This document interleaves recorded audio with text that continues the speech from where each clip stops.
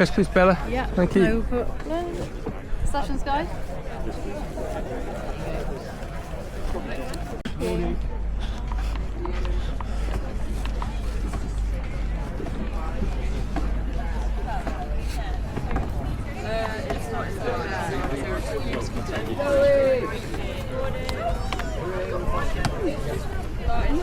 Really going to be beneficial for the future of your crop. So thank you. That's it from me.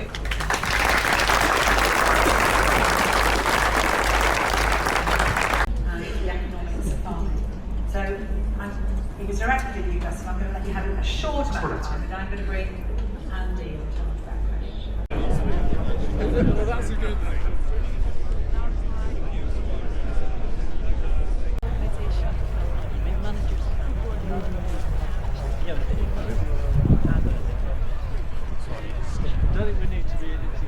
Anna, come back here.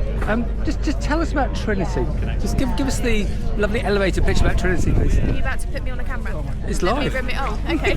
We'll remove my sunglasses then. And don't you move anywhere, sir. I'm not doing it. Trinity. Trinity AgTech enables farmers to get end-to-end view of their natural capital assets, so carbon, biodiversity, water and soil, and then to really understand why the numbers are what they are, and to be able to then look at their farm operations and understand how they can optimise those to look at natural capital through the lens of profitability and farm resilience, and actually make changes. So it's about using those insights rather than box ticking. So that's what AgTech is all about, and we work all the way through the supply chain. You do.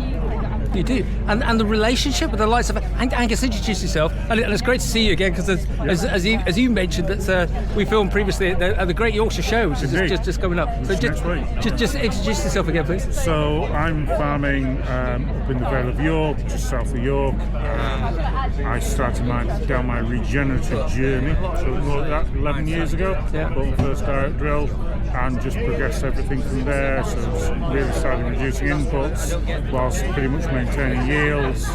And then 4 years ago, along with 3 others who were award winners with the Soil Farmer of the Year competition, we set up the Green Farm Collective. And so we are marketing wheat to grown to our own regenerative standards and getting a premium for that. Yeah, well done.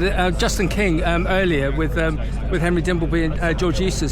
Someone said to Justin, should the retailers be paying more money?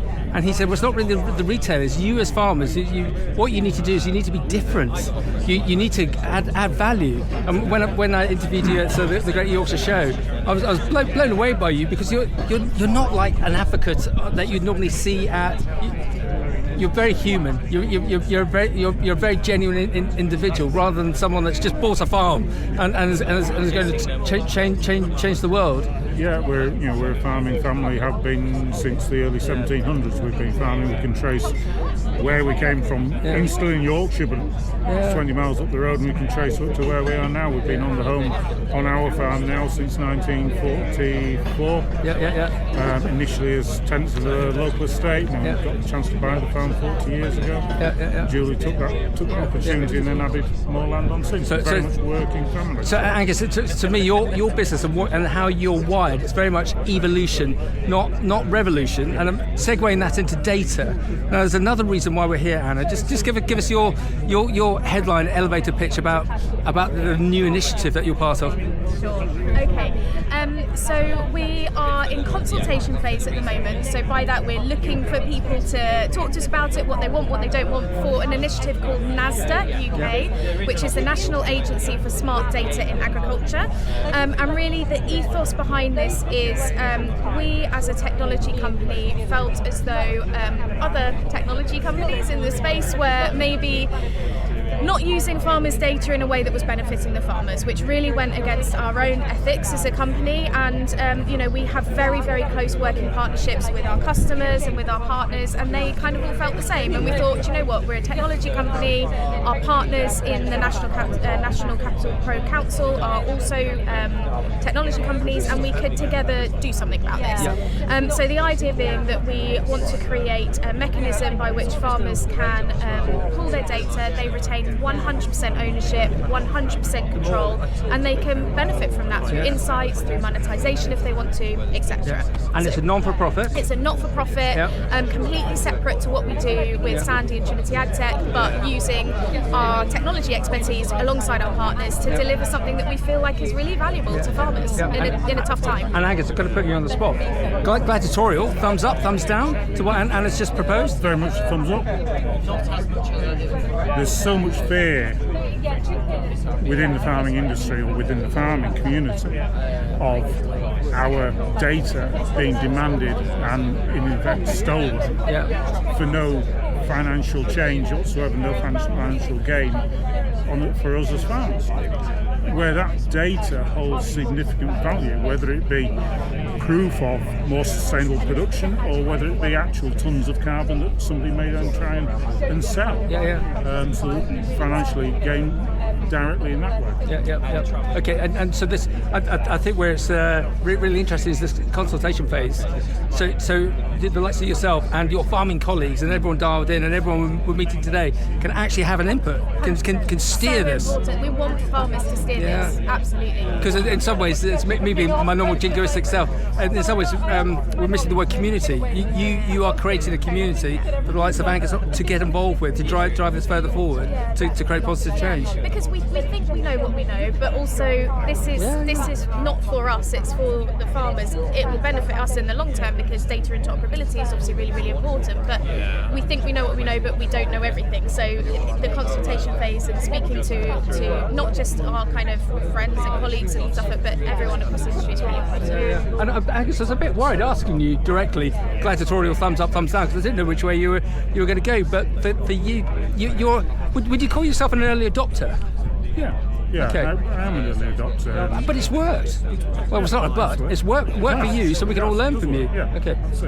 But with the data, companies, our customers, are wanting that data, and that's going to become increasingly so. So we, as the farming community, like we did with the Green Farm Collective, we've got to take control of it before they take control of it. Because the moment they take control of it, we'll get nothing for it and be demanded to do more and more just for the joy of selling a carcass of beef to ABB or a ton of wheat to Frontier or whoever it may be. It's fascinating the journey that Trinity is having and the journey that you've had, because you just wanted to use less fertiliser and less chemicals, and now you're looking at data, and likewise Trinity, it was all about software, but it's now about doing good. It's about doing good because ultimately, we talk about transition, we talk about, all of these kind of different buzzwords, but ultimately, I mean, I'm from a farming family, as are most of our team. We really care about this. For our company to be successful, for our farmers to be successful, but ultimately, if we want to continue to eat, we want to continue to live on a thriving planet, we want, farming businesses to thrive, we all have to look at this thing together. And it's about community, it's about insights, it's about doing the right thing, and then all of the other benefits should come from that. And I think we run the risk of losing that as an industry. It's tough at the moment. It's tough times. We have got to do everything collectively that we can to benefit one another. So let's get behind this consultation period. We'll put all the links in. Angus, I asked you a question 2 years ago. What was your favourite colour of tractor? What is it now? It's still the same. It's Valtra. So whatever colour I want. And Anna? I'm trying to think what we've got at home on the farm. Oh no! I know. I put me on the spot. My dad was here earlier. I think we're Valtra as well. So I hope you are. I don't know. I know he'll probably say something completely different, but I'm pretty sure we're Valtra. Well done.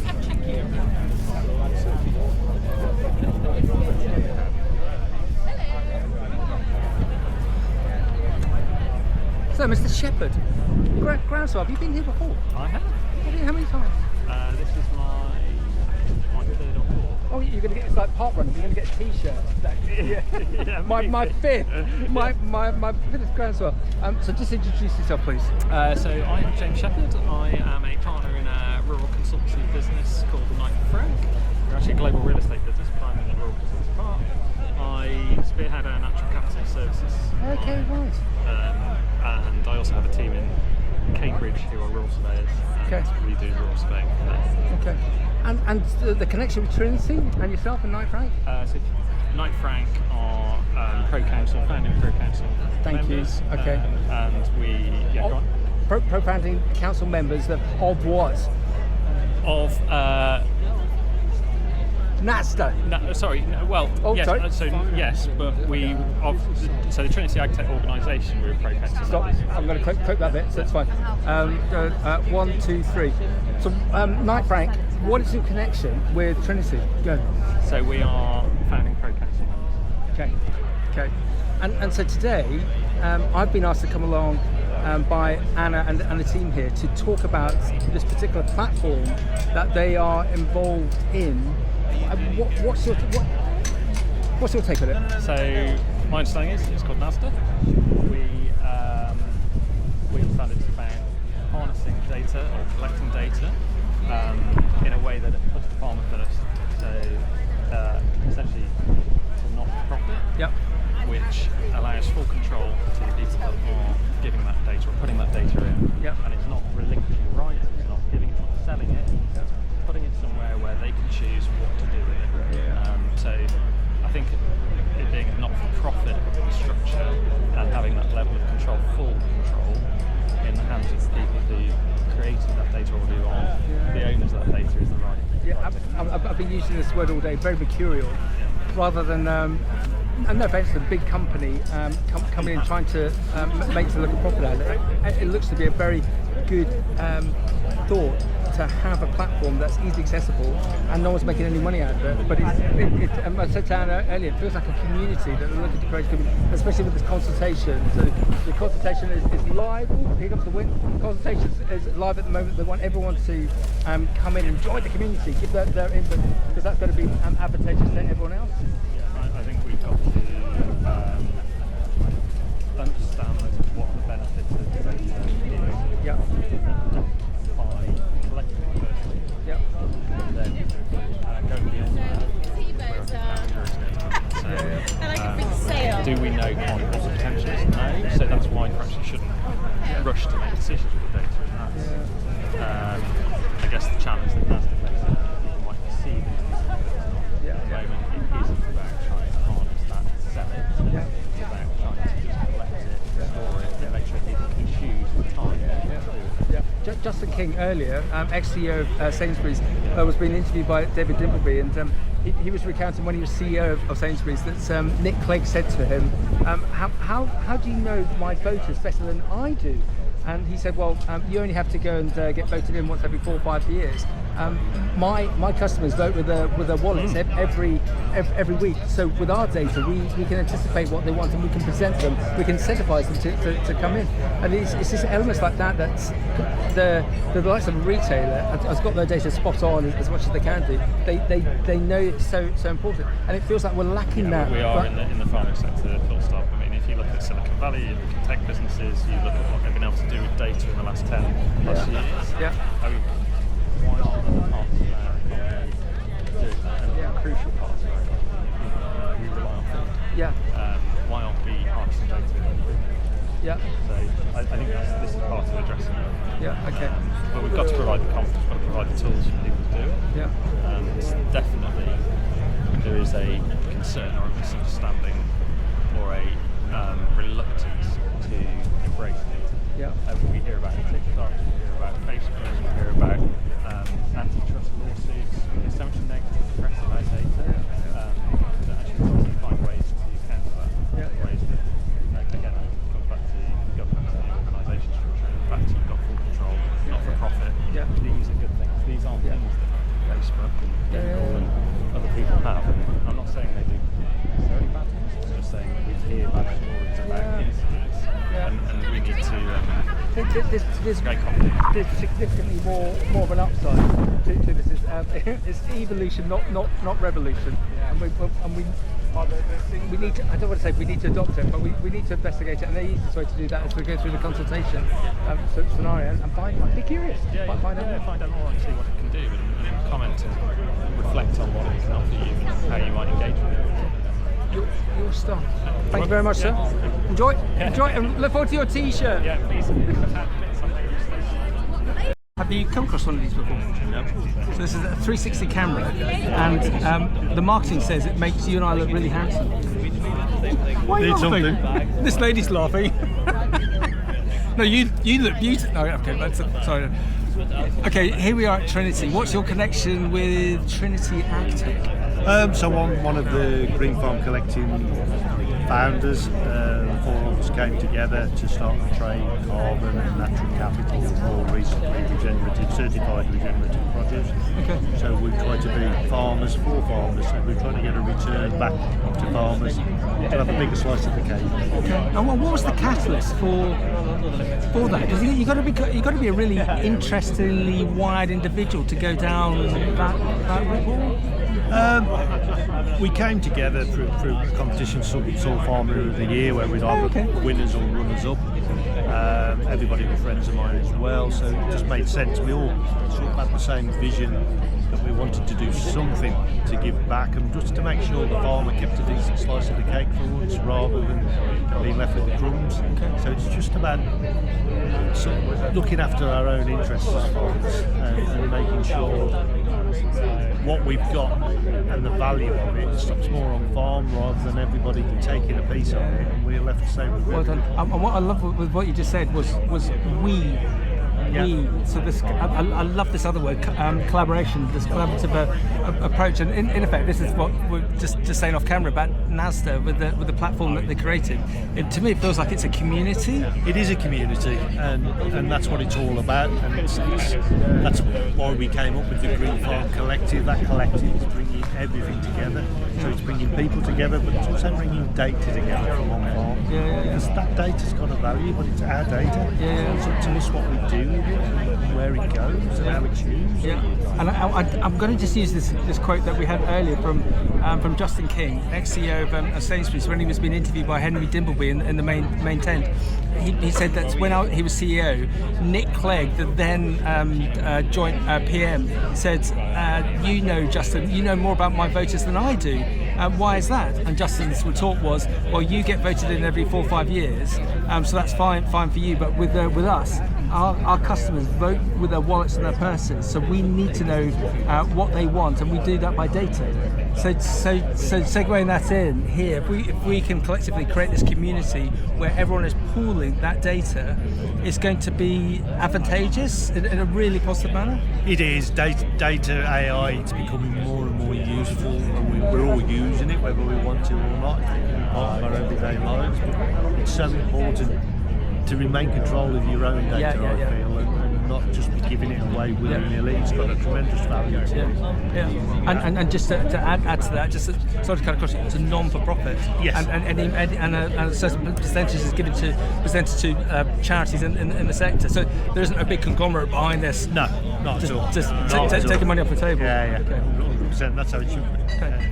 Okay. So help me here. Here's the big question. We're here, God willing, in 3 years, 5 years time. Yeah. Success. Your fan base.